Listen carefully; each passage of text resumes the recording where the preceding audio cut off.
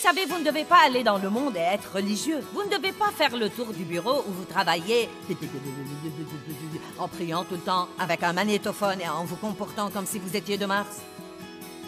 Je crois que s'il y a quelque chose que les croyants doivent apprendre à faire, ils doivent apprendre à...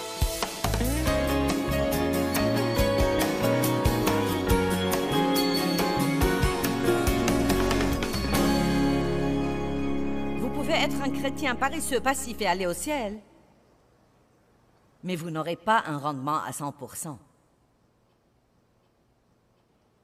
Que tout le monde dise « ça dépend de moi ». Vous ne l'avez pas tous dit. Essayons de nouveau. Ça dépend de moi. Bon, regardons Matthieu 13. La parabole de la perle de grand prix. Matthieu 13, 44. Si je peux comprendre toutes les paraboles en comprenant Marc 4, je veux donc les relire et voir ce que j'ai manqué.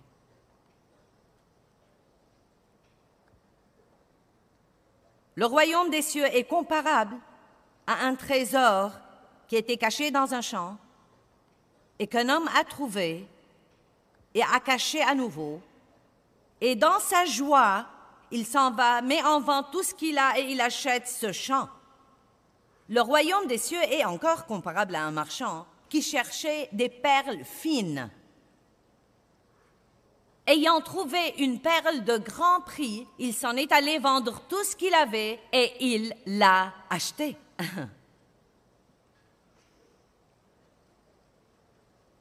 Êtes-vous prêt à faire tout ce que Dieu vous dit de faire pour avoir cette perle de grand prix? Je ne sais pas, vous y réfléchissez. Ce mot « tout » nous effraie. Mais il ne dit pas de se débarrasser de tout votre argent, donc... Si c'est ce que vous croyez, vous devez oublier. Il parle de sacrifier toute chose, d'être complètement engagé, de ne pas faire juste un petit sacrifice, mais d'être vraiment obéissant. Vous savez, Saul n'a pas fait tout ce que Dieu lui avait dit de faire. Il a fait une partie de ce que Dieu lui avait dit de faire et il a perdu tout son royaume. Nous ne pouvons pas faire une partie de ce que Dieu nous dit de faire. Je sais que c'est un processus de croissance et nous croissons. C'est un voyage. Et il y a des choses qui ne vont pas chez moi que Dieu ne m'a même pas encore montrées. Et je prie que l'année prochaine, je serai une meilleure personne que je ne le suis en ce moment. Mais croyez-moi, en ce moment de ma vie, je n'ai aucune désobéissance connue. Et c'est la différence. Je n'ai pas dit que je n'ai aucune désobéissance. J'ai dit que je n'ai aucune désobéissance dont je suis consciente ou que je désobéis à Dieu exprès.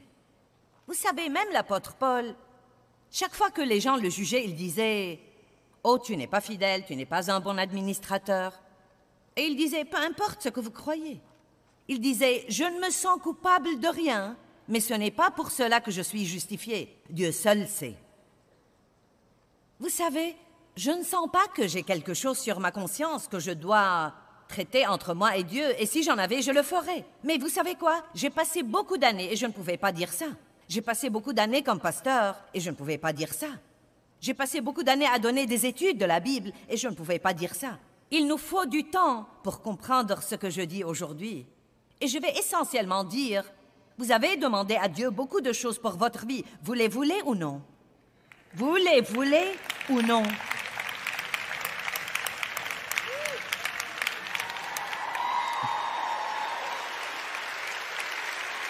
Je sais que certains d'entre vous pensent en ce moment « Oh mon Dieu !»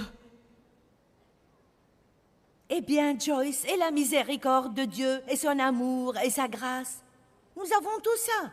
Mais laissez-moi vous dire quelque chose.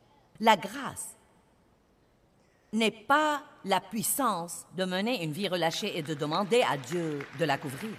La grâce est la puissance de vaincre le péché par la puissance du Saint-Esprit dans notre vie. Dieu justifie les pécheurs, mais il ne justifie jamais le péché. Et nous devons veiller à ne pas prendre la chose hors contexte. La grâce est la puissance du Saint-Esprit qui nous aide à faire ce que Dieu nous apprend à faire. Et si nous connaissons la parole, et si nous passons du temps avec Dieu, passons du temps avec Dieu, passons du temps avec Dieu, et si nous l'aimons, et si notre attitude est bonne, petit à petit, toutes les choses dont Dieu nous convainc, il nous aide à les surmonter. Il nous donne une pause pour nous reposer, puis il nous montre autre chose. Il nous donne une pause, puis il nous montre autre chose. Je ne sais pas ce que vous en pensez, mais je suis si contente de ne pas tout voir à la fois.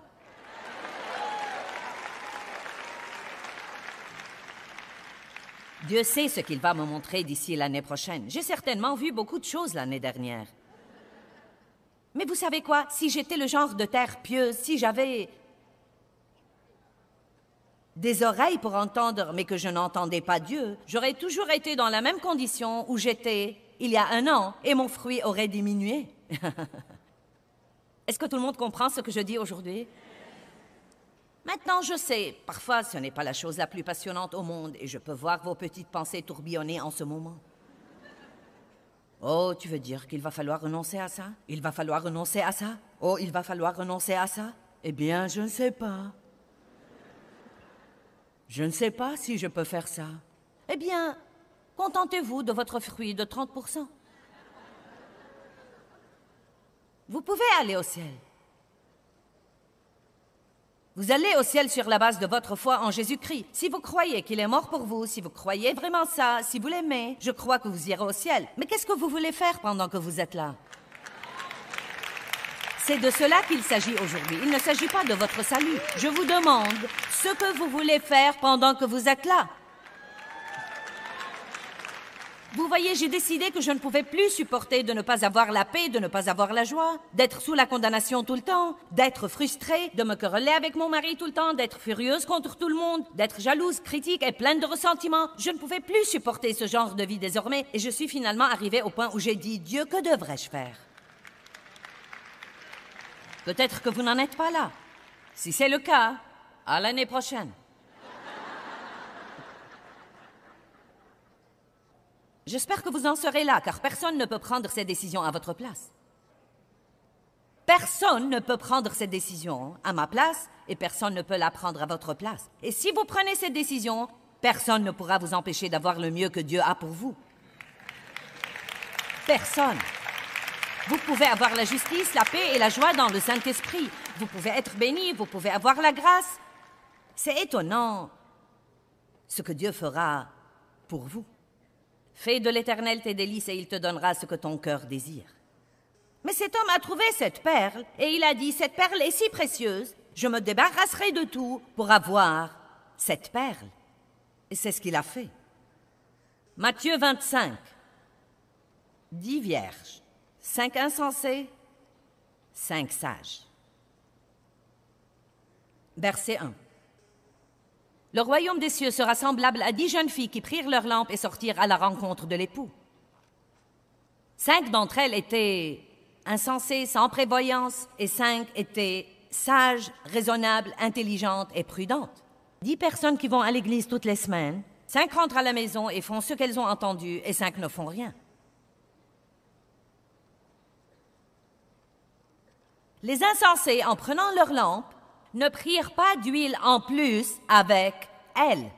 La Bible amplifiée met en évidence l'expression « en plus ». Et j'aime ça, car vous savez quoi? Quiconque veut vraiment réussir doit toujours faire quelque chose en plus.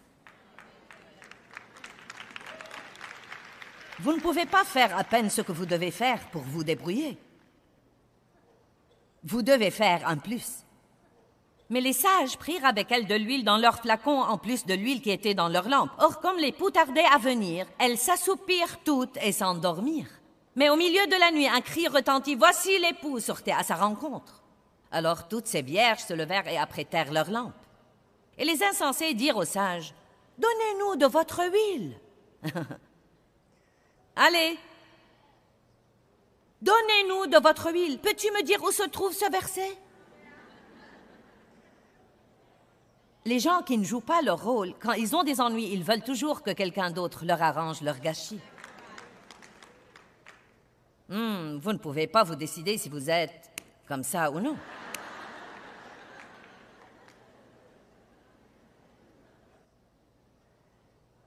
Mais les sages répondirent, « Il n'y en aura pas assez pour nous et pour vous. Allez chez les marchands et achetez-en pour vous. » Et pendant qu'elles allaient en acheter, parce qu'elles avaient attendu trop longtemps, l'époux arriva, et celles qui étaient prêtes entrèrent avec lui dans la salle des noces, et la porte fut fermée.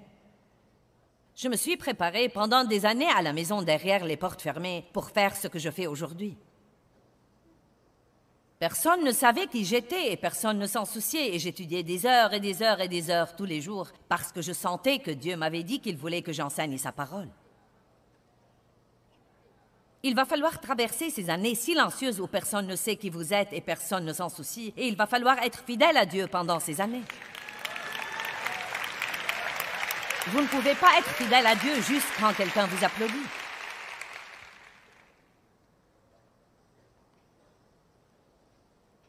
Plus tard, les autres vierges vinrent et dirent, « Seigneur, Seigneur, ouvre-nous la porte. » Mais il répondit, « En vérité, je vous le déclare, je ne vous connais pas.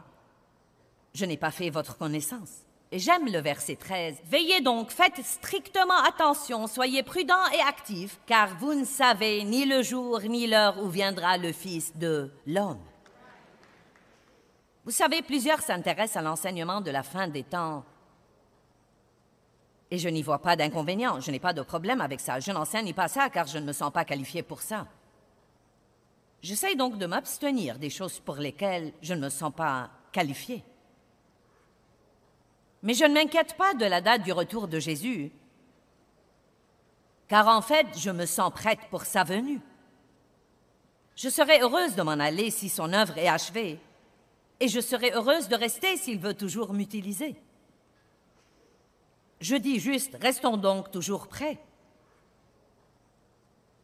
Nous n'avons pas besoin de savoir le jour de sa venue pour nous préparer la veille. Nous devons vivre prêts. Amen. Soyez actifs, soyez prêts, soyez enthousiastes, soyez pleins d'ardeur. Restez dans le programme tout le temps. Ne soyez pas de ces chrétiens somnolents. Et tout à coup, quand vous aurez des ennuis, il vous faudra un camion rempli de chrétiens pour vous soutenir de nouveau. Oh. Tout le monde ici peut avoir plus de victoires dans sa vie si vous commencez à faire plus de ce que Dieu vous dit de faire. Bon, il y a quelqu'un qui a compris bien loin là en arrière. Eh bien, je suis contente de savoir qu'une personne a compris ça. Amen. Ensuite, la parabole du blé et de l'ivraie. Elle dit essentiellement que Dieu plante la bonne semence, qui est ses enfants, et il les appelle le blé. Mais ensuite, un ennemi vient semer une plante nuisible qui est l'ivraie. Donc le blé et l'ivraie poussent ensemble. Les croyants et les incroyants sont côte à côte. Et donc les moissonneurs lui dirent, « Veux-tu que nous allions et que nous arrachions l'ivraie? » Et il leur dit, « Non, laissez-les croître ensemble jusqu'au temps de la moisson. » Vous savez...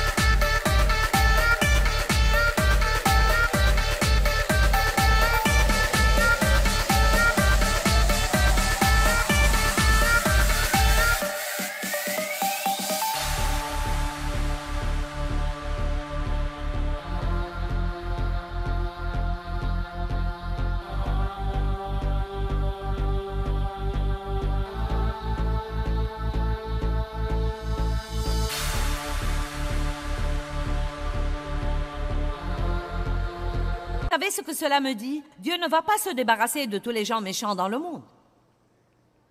Il veut que nous croissions ensemble. Vous savez pourquoi? Pour qu'éventuellement nous puissions influer sur eux. Mais voici ce que nous devons faire. Nous devons toujours faire un effort pour veiller à ce qu'ils n'influent pas sur nous. Amen.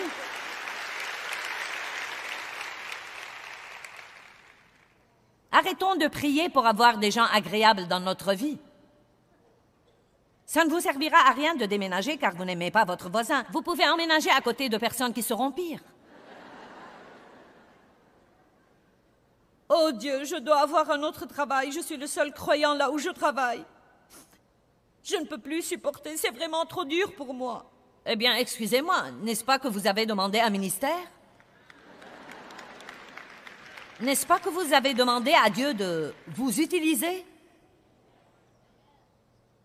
Donc, les deux choses que je comprends de cette parabole dans Marc 4 sont que nous sommes dans le monde, mais pas du monde. Nous devons veiller en tant que croyants à aller dans le monde, mais ne pas être influencés par le monde. Nous devons l'influencer. Il faut beaucoup de la parole pour vivre dans le monde et ne pas être influencé par lui. Vous le savez? Pour travailler dans les endroits où vous travaillez et entendre les trucs que vous entendez et voir certains des trucs que vous voyez. Non mais 45 minutes un dimanche matin à écouter quelqu'un d'autre ne va pas suffire. Il va falloir étudier et connaître Dieu et connaître la puissance de sa résurrection. Il va falloir savoir qui vous êtes en Christ et savoir quel est l'appel sur votre vie. Il va falloir comprendre la méchanceté et le mal qui sont dans le monde. Et vous feriez mieux de sortir tous les jours en étant prêt à être une lumière partout où que vous alliez. Quelqu'un comprend ce que je dis? Et non pas tomber du lit 10 minutes avant de devoir quitter la maison sans passer aucun moment avec Dieu. Monter en voiture, vous mettre en colère avant de sortir du lotissement. Détester tout le monde lorsque vous arrivez au travail. Entrer, être déprimé et murmurer et ronchonner. Mais avoir votre autocollant et votre broche de Jésus et votre magnétophone sur la tête.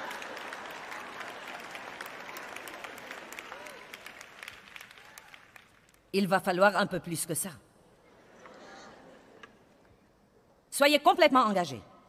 Soyez prêts à vivre dans le monde sans être défavorablement affectés par le monde. Dieu nous a appelés à être excellents.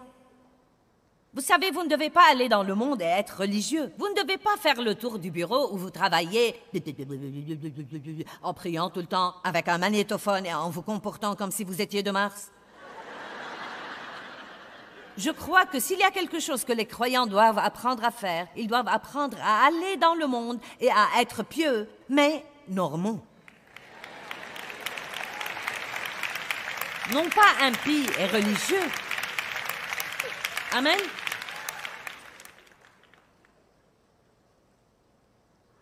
Oh! Oh! Aïe, aïe! Apprenez à être une personne excellente. Dieu nous a appelés à l'excellence.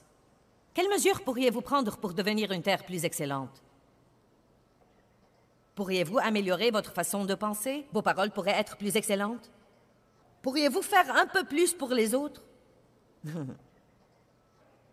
Quels sont les traits de caractère de quelqu'un d'excellent? Eh bien, il tient parole coûte que coûte. Il s'efforce de garder une conscience sans reproche à l'égard de Dieu et des hommes. Il fait attention aux petites choses. Combien d'entre vous, après m'avoir écouté pendant quelques années, remettent maintenant leur chariot d'épicerie dans l'endroit réservé aux chariots? Je crois que c'est si drôle. Les gens me disent ça dans le monde entier. Et c'est une petite chose qui est tellement simple, mais je me rappelle le moment où Dieu me l'a enseigné. Je n'étais pas excellente. Je mettais du désordre pour que quelqu'un d'autre le répare. Et ce n'est pas l'excellence. Et si vous semez du grain excellent, vous moissonnerez une moisson excellente. Mais si vous continuez à mettre du désordre pour les autres, débrouillez-vous avec 10 ou 15% de fruits, mais ne vous attendez pas à avoir 100%. Je veux vous défier de dire à Dieu, « Dieu, je veux que tu commences à me convaincre chaque fois que je fais quelque chose qui n'est pas le mieux de ce que je pourrais faire. » Oh oh! Oh oh! Il y a un tumulte parmi les saints. Et plus que toute autre chose, être une personne excellente derrière les portes fermées à la maison. Ne le faites pas devant tout le monde pour impressionner quelqu'un. Vivez pour Dieu et non pas pour les gens. Parce qu'il peut tout voir, tout le temps. Que pouvons-nous faire pour être plus excellents? Quand on a demandé à Michel-Ange pourquoi il passait tellement de temps à faire la peinture sur un haut coin, sur le plafond de la chapelle Sixtine, puisque personne n'allait le voir de toute façon, il a dit « Dieu le verra ». Il n'y a pas très longtemps, nous roulions dans les montagnes et j'ai oublié maintenant où nous étions exactement. Nous étions sur le chemin du retour et nous sommes entrés dans un champ quelque part et j'ai vu cette belle fleur qui se tenait là toute seule, une très belle fleur. Et j'ai parlé avec le Seigneur et je lui ai dit « Pourquoi fais-tu de si belles choses et tu les mets dans des endroits où personne ne les verra jamais? » J'ai entendu tout de suite dans mon esprit « Moi, je les vois. »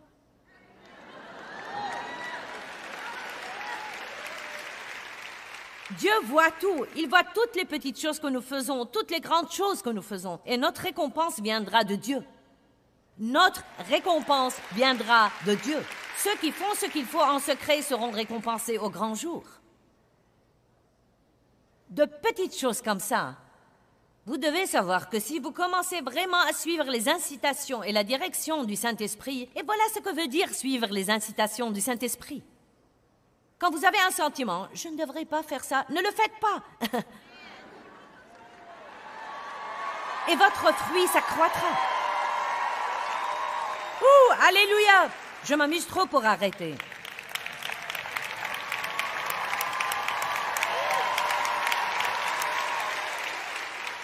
Maintenant, je voudrais que nous regardions quelques versets dans Apocalypse avant de clôturer. Apocalypse 3, 1 à 3.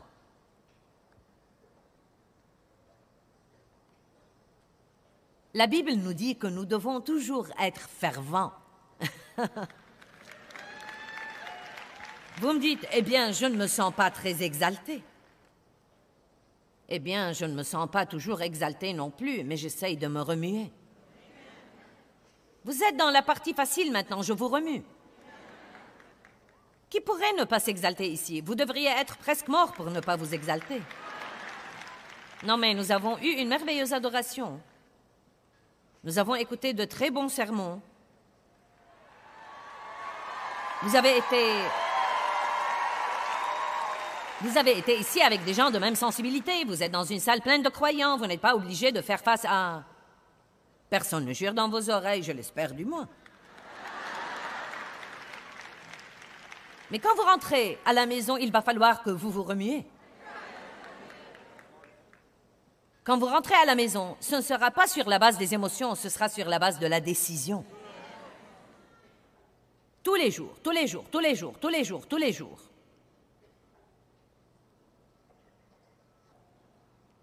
Et à l'ange, verset 1, et à l'ange, le messager de l'assemblée, l'Église qui est à Sardes, écrit: Voici ce que dit celui qui a les 7 esprits de Dieu, les 7 caractéristiques du Saint-Esprit et les 7 étoiles. Je connais ton passé, je connais tes œuvres. Et je sais que tu passes pour être vivant, mais tu es mort en réalité. Remue-toi et sois vigilant, affermis et revigore ce qui reste, qui est près de mourir, car aucune des choses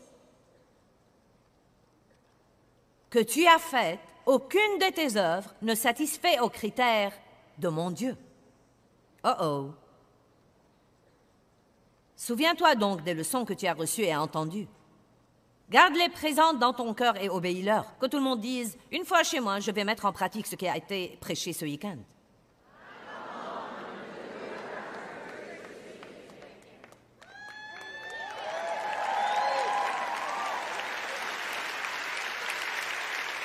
Et repens-toi. Et au cas où tu ne fais pas attention et où tu ne veilles pas, je viendrai sur toi comme un voleur et tu ne sauras point à quelle heure je viendrai sur toi. Verset 19. Tous ceux que j'aime de tout mon cœur et tendrement, je leur dis leurs défauts. Vous voyez combien Dieu vous a aimé ce week-end? Combien d'entre vous se sentent vraiment aimés à la fin de ces 4 sessions? Tous ceux que j'aime de tout mon cœur et tendrement, je leur dis leurs défauts et je les convainc et je les réprimande et les châtie. Je les discipline et les instruis. Maintenant, écoutez, soyez donc fervents.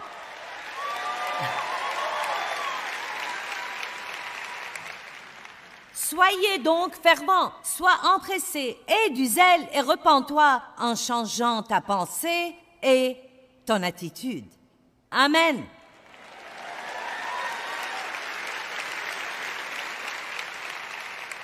Soyons des croyants vivants, exaltés. Ne dites pas « je dois aller à l'église aujourd'hui ». Oh, c'est dimanche matin, nous avons l'occasion d'aller à l'église et d'être dans la salle avec d'autres croyants. Mince alors, je vais arriver là tôt. Je vais prier pour le pasteur ce matin pour que son message soit bon. Quand vous allez au travail le matin, je déteste ce travail, je serai content quand vendredi viendra. Non, dites, Dieu merci, j'ai un travail. Dieu merci, je suis croyant et j'ai l'occasion d'entrer dans un endroit sombre aujourd'hui et de laisser ma lumière briller. Je vais m'exalter et brûler d'ardeur. Allez, levez-vous et rendez gloire à Dieu. Je crois que nous devrions toujours rechercher le mieux et ne pas nous contenter de moins que ça. Nous avons besoin du désir de porter du bon fruit et de nous engager à 100% dans tout ce que nous faisons dans la vie. Rappelez-vous que vous représentez le Christ et que vous reflétez le caractère de Dieu dans tout ce que vous faites. Laissez-moi vous poser une question. Avez-vous du mal à faire confiance à Dieu quand vous avez un problème? Avez-vous du mal à vraiment croire Dieu et à ne pas vous inquiéter et à ne pas vous vexer? Nous devons tous répondre par oui à cette question à certains moments de notre vie. C'est le cas ou c'était le cas. Et je crois qu'une des raisons est que nous ne connaissons pas le caractère de Dieu. Comment pourrons-nous manifester le caractère de Dieu si nous ne connaissons pas le caractère de Dieu? Par exemple, je sais que Dieu est un Dieu de justice. Et cela me réconforte vraiment, car quand quelqu'un me maltraite, je sais que Dieu me rendra toujours justice à la fin.